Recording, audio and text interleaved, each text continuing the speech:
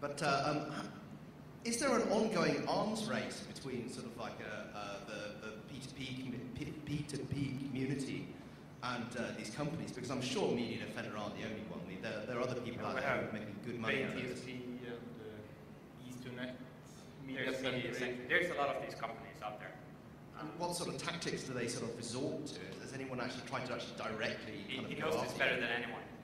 Well, some of them, as I said, have sent PIs after us, checking out what we're doing, where the servers are located, and stuff like that. And but I think one of them actually got a prize from a security firm, what it would cost to break into our facility and steal the servers. So it's like, that's part of our court case, actually, those papers. Yeah. So that's quite interesting. Yeah, so they are resorting to some weird measurements at times. And technically, I guess that's what you're after.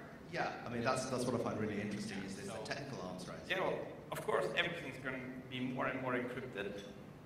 But I think you want to know the tactics they use today. Oh, the tactics, they are usually just trying to gather as much information as possible about users, like sniffing the tracker traffic or torrent downloads.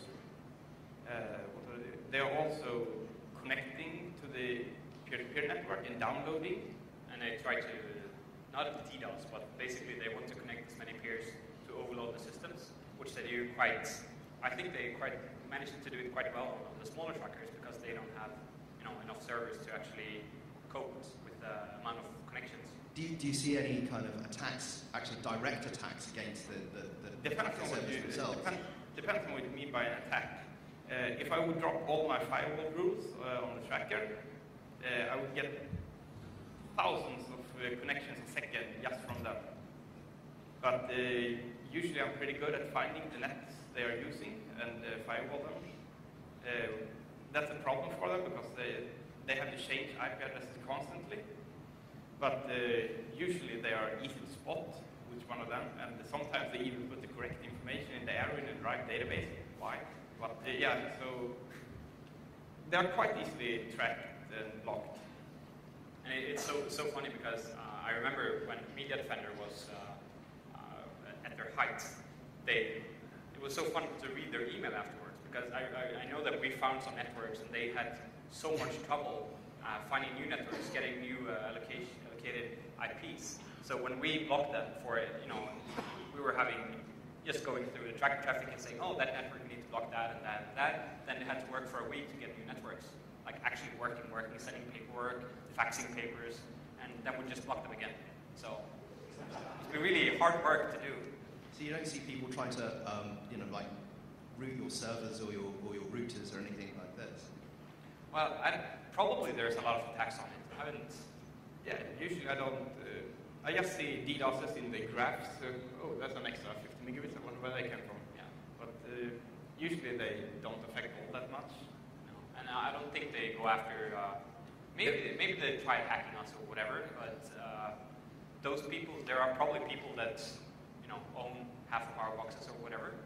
We don't really care as long as they're nice people.